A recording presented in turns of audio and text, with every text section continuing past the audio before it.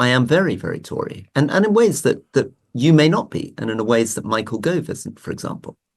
So I am passionate about the monarchy. I'm deeply sentimental about British history and tradition. I feel, probably the most moving moments as a constituency MP were marching with the veterans to the War Memorial. A lot of what I care deeply, deeply about the past.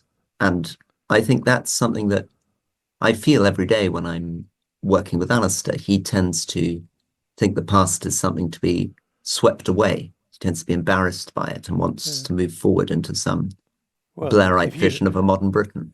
If you had his past, you'd want to sweep the past away, wouldn't you? Let's speak now to a former Tory minister, Rory Stewart. He's now more famous for his Centrist Dad podcast with Labour's Alistair Campbell. Rory, President Macron's centrist party is the epitome of the centrist politics that you espouse. It's just gone down in flames. What do you make of that? Well, I think it's really worrying. I mean, you're right to put your finger on the problem. This old centrism, which goes all the way back to the days of Blair and Clinton, failed to deliver in the 90s and early 2000s and feels very, very weak today.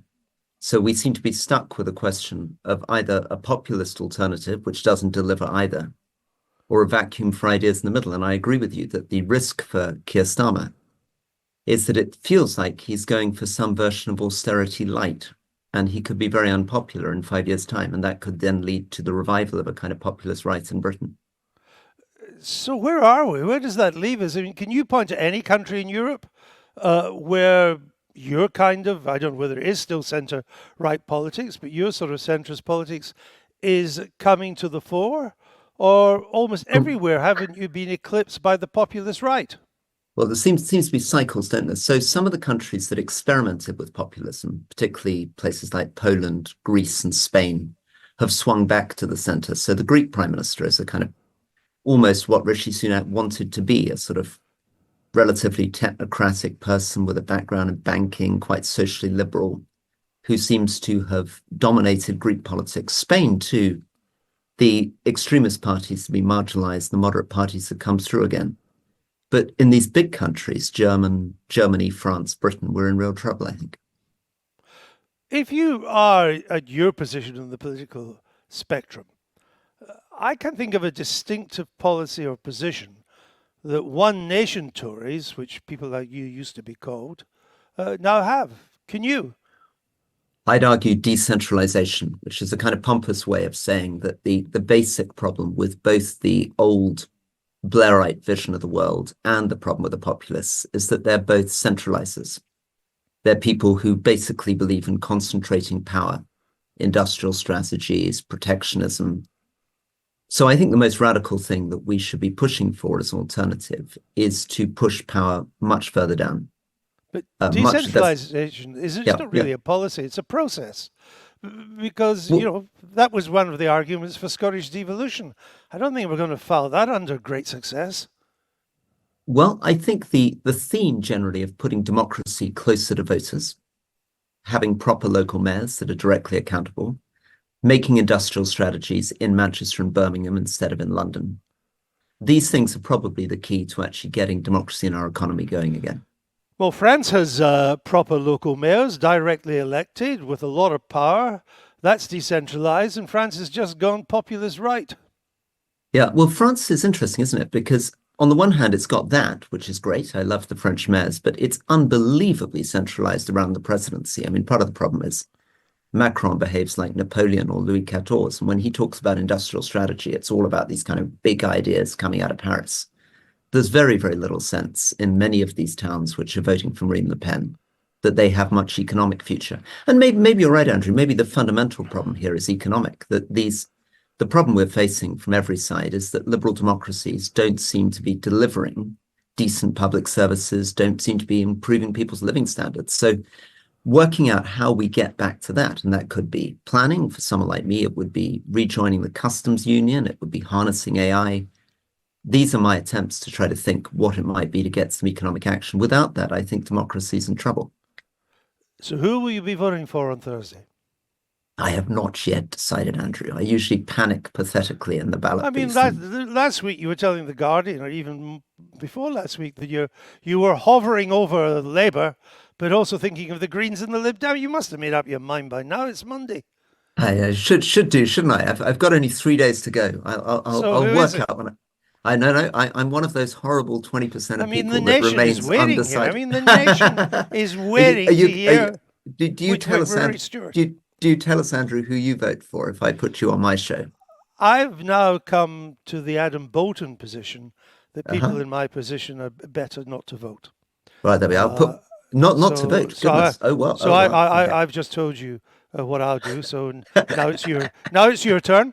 Maybe I should follow your and Adam Bolton's lead. Now I'm a distinguished God, media you've commentator and you've podcaster just like you. you've just given another option. I mean, why don't you just vote Labour? That seems to be where most of your Well, policies are these days. tell you what depresses me about them is that I think that they are still too committed to the idea that if you just bring in well, basically they think that the problem is that the Tories screwed up the country because they were nasty people who were out of touch. And the fantasy seems to be that if they bring in nice, good-willed people from difficult backgrounds, everything's going to be fine. And I don't feel that they have yet taken on board just how difficult government is. I think their criticisms of the Conservatives are unrealistic. I don't think that they're likely to push through the reforms that they're going to need in the NHS. I don't think that they're going to do the bold things they would need to do to make AI really work for the country. I don't think they're going to do the kind of things I'd want to do, like embracing a customs union. So I'm very, very worried this is going to be a very stale, inactive government that's going to be using class warfare as a cover for inaction. Can I just point out that every country that is swung to the right is in the customs union? Didn't stop that. And that America, which is the world leader in AI, has got somebody called Donald Trump ahead in the polls. I mean, Rory, it's just drivel to say that joining the customs union or being good at AI is going to stop the Marine Le Pens of this world. Well, Andrew, you're right that it's very complicated. It's not just about economics, it's about culture as well. But it has to, part of the reason we get into these culture wars in America or France is also that people sense, even in America, with all the amazing advantages of its economy, that the cost of living is horrible for many people. They don't feel their living standards are improving. The majority of people feel their children's lives are going to be worse off than they are. And that's why when I'm talking about things like AI and the customs union, I'm really talking about ways that you get the economy delivering for ordinary people. I mean, I understand. I agree with you that I think Labour is in for a bit of a shock when it gets into power. I think it is going to find things are a lot more difficult. A lot more forces will be arranged against it.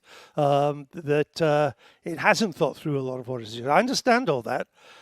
But in terms of the policies, I find it hard to see what's the difference between your centrist policies and Keir Starmer's centre-left pitch in this election. I mean, I know Labour will probably disappoint on NHS reform, but actually this government's given up on NHS reform.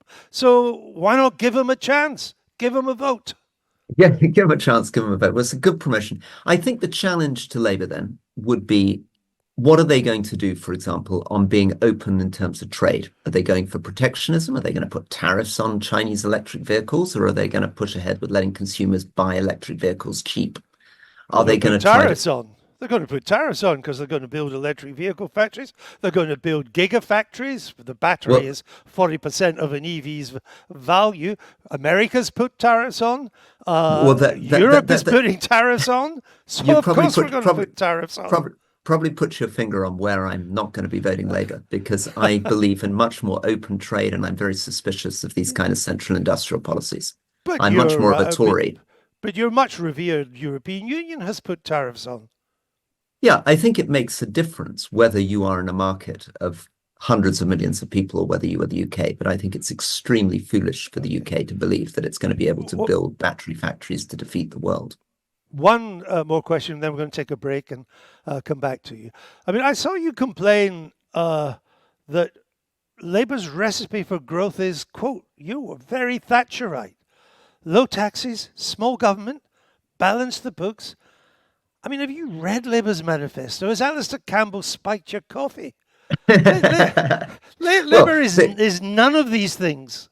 Well, they've signed up, haven't they, to £18 billion worth of tax cuts from this government. They've said they won't raise any major taxes, and they've said that they're going to reduce borrowing.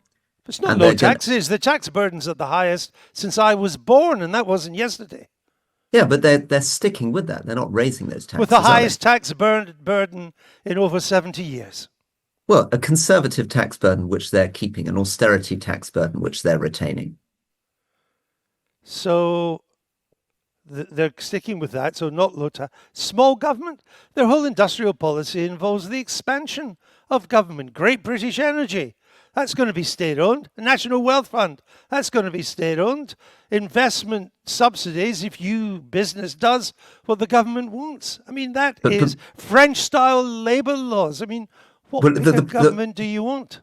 Well, the problem, I think, is that all those things are either, from my point of view, likely to be mistakes, right? I think these centralized industrial strategies usually go wrong, or they're unfundable. It's not small government, Rory. Or they're unfundable. I mean, and that's what I really think. That's also another matter, but it ain't small government. And it's small government because they didn't have any cash for it, is what I'm saying. Government now takes 46% of our GDP. It's a record outside wartime. But all those things that you're talking about, you have to do homework for this podcast. All those things that you're talking about them doing, they won't be able to do because they're not going to raise taxes. And that's a different matter. I understand that. Though we'll see, because I think they probably will raise taxes. They're just not telling us about it. They'll need to, because you rightly say, if they want to do these things, they'll need to do that. Rory, do you still consider yourself a Tory? Yeah, I'm a Tory. I'm just nothing to do with this current bunch of conservatives. But yes, I'm profoundly Tory in the way I view the world. Are you profoundly? I mean, in your book, I think you voted Labour at one stage, then the Lib Dems, then Paddy Ashdown told you you should get into government, you should become a politician, but don't join the Lib Dems. And you thought, oh, well, the Tories are the surest way of getting a job in government. That doesn't sound profoundly Tory. It sounds quite opportunistic. Well, I think I'm very grateful that you've read Politics on the Edge out in paperback this week, says he, putting in his own commercial plug.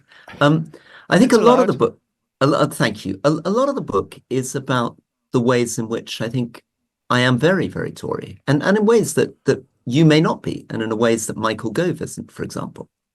So I am passionate about the monarchy. I'm deeply sentimental about British history and tradition. I feel, probably the most moving moments as a constituency MP were marching with the veterans to the War Memorial. A lot of what I care deeply, deeply about the past. And I think that's something that I feel every day when I'm working with Alistair. He tends to think the past is something to be swept away. He tends to be embarrassed by it and wants to move forward into some Blairite vision of a modern Britain. If you had his past, you'd want to sweep the past away, wouldn't you? In what way have the Tories been too right-wing these past 5 years or so? Bar the Truss interregnum, give you that one, but that was only 45 days. In what ways have the Tories been too right-wing since 2019? I think my major problem, if you forget about Liz Truss, is that Boris Johnson broke what was most precious to me about the Conservative Party, which was a sense of seriousness, a sense of integrity. I think he was a ludicrous buffoon who was casual with the Constitution, contemptuous of Parliament, and that's generally not right wing. That's that's Boris Johnson. Right. But being a conservative for me is not just about economic policies. It's about a way of viewing the world, a way of behaving in the world. Yeah, but when I look at the record of that, they're obviously in a bad way. But this sort of mantra, Alistair Campbell would go along with to your partner, it's such a right-wing Tory government that it needs to become. I mean, you look at it, we've already talked, taxes at a record level. That's not very right-wing. Record public spending. Well, that's not very right-wing. Record immigration. Record regulation of businesses and life. Some of that can be right, some of that can be wrong. it's not right wing, red, blue in tooth and claw, is it? I agree. I agree. I mean, one of the stupid things about this election is that the left, including Alistair, try to make out Rishi Sunak as though he's some sort of right-wing populist, and the right try to make out Keir Starmer as though he's a kind of proto-communist. The truth is that they are indistinguishable. It's a pretty boring lawyer against a pretty boring banker. And that's one of the problems. I mean, that's one of the reasons why we have the space for figures like Farage, and why I imagine actually the Labour left will re-emerge as well. Do you feel a bit sorry for Rishi Sunak? I mean, it's been clear to me from the start that he was never going to turn this election around. But I mean, I watched him yesterday morning on the BBC, and there he was, still fighting the fight, plucky performance, hitting back at difficult questions, still behaving as if, I'm still in with a chance kind of thing, which in his heart of hearts he must know he's not. He's actually been quite a decent fighter, has he not, in this election? Yeah. I think there's a lot to feel sorry for, but remember, there's also a lot that he carries responsibility for. Calling the date for a start. Yeah. Well, it's a catastrophic decision, which I think, yeah, and I think must be driven at some subconscious level by a desire to get out of politics. I can't understand why else he would do it. But to add to that, I think he's got to take responsibility for the fact that he voted for Brexit and has not made Brexit a success.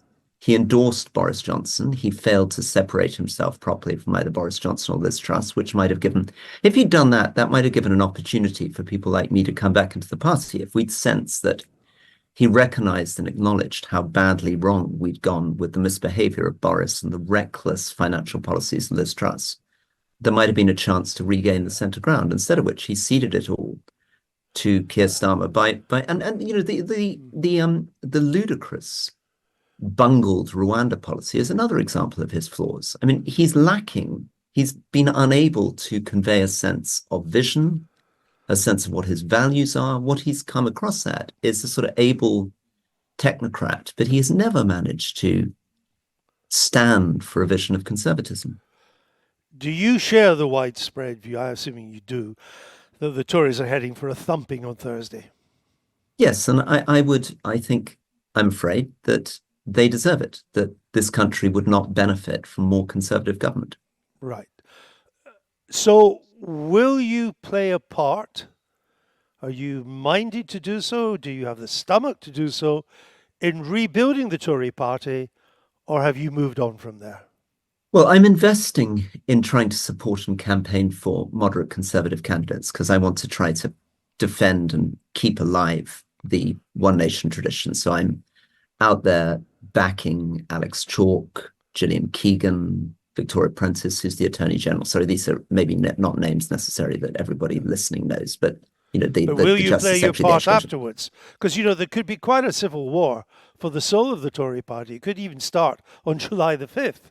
Yes, and I think we've all got stomach for that fight. We've all got to lean in, and I think that's where people like me, but also my friend David Gauke, have got to continue making the case that the future of the party, the only way we can win, is not by being Le Pen. You don't win a majority in Britain by just appealing to the populist right. You have to retake the centre. The electoral maths are not like the French. No, but in a way, we've already had some of a populist revolution. Because in a way, that's the best way to look at the Brexit vote. That was, in some ways, ahead of its time as a populist outpouring. But I just wonder how someone in your position, could really build a distinctive conservative brand now. I mean, if Keir Starmer is still straddling the centre ground in power, and if he's a relative success, we don't know, but if it is, I don't see where the space is for your Tory centrism. The defining difference is more likely to be with the populist right. That's more likely to outgun you. I mean, I think in many ways it's kind of over for you and your part of the Tory party. I mean, when I asked you at the start of the interview what was distinctive about One Nation Tories, I mean, decentralization with the best will in the world, Rory, is not going to set the heather on fire. Decentralization, history, tradition, national security, concern for poverty. Look, I like all that too. Concern for poverty, compassion, I agree. I love get of landscape, annoyed. love of monarchy. I mean, I all get these things annoyed with which are, this yeah, constant yeah. running down of Britain. I'm always on about that. I'm with you on that. But that's not an election campaign. That's not a party for the 21st century. Well, I think you may be right, and I think the logic of what you're saying is right. That we live in an Which age means of you're wrong. populist. Well, no, well, not that I'm wrong morally, but that it may be very, very difficult to argue for what I believe in a Uh, context in which the But populist right are taking a lot of the votes and in but which a new centrist Labour Party takes a lot of votes. But that doesn't mean that I think we have to distinguish here your question, which is how many votes is it going to get, from my view that the healthiest way of thinking about Britain comes from the one nation tradition of the Conservative Party. right. But I don't understand. I can see the point that I think you and I probably agree that Britain had this appalling history of slavery, of the transatlantic slave trade over to North America. A terrible time when we industrialized it, but then we abolished slavery, we abolished the slave trade, we abolished slavery, and we deployed the Royal Navy to end the slave trade in the Atlantic, which is to our huge credit. I agree with all that. It ain't going to make a manifesto in 2029, Rory. I'm also a passionate unionist. And that's another thing that worries Okay. me about both the modern Tory party and Labour. I'm not sure how serious they are about Well, Scotland. look, but it looks like you've won that now. It looks like the SNP is also heading for a thumping, not as big as the Tories, but still won. So I think the union's going to be safe at least for But the but rest but, of of, the but decade. often this is not because of people making positive arguments. It's just because the other side is screwed up. I mean, Labour's No, coming I in understand, because the Tories are unpopular and and independence is failing that's because true the of the SNP are SNP too. incompetent. Yeah. Got one final job. Grateful for your time. If Thank you very offered, much. if offered, you'd take a job from Keir Starmer, wouldn't you? I definitely would if there was a commission on the NHS or AI if he wanted to do something cross-party. I'm not sure that he's going to want me in doing anything else or even doing that. But yes, I'd love to do some form of public service, of course. Leave it to me. I'll put a word in for you. Yeah. Thank you. Thank you. I'll And, rely on you, Andrew. I'll hold you to it. as If you I'm know, back on this show in a year's time and still unemployed, I'll blame you. if I'm on this show in a year's time and haven't been fired, it'll be more of a miracle than you still being a Tory.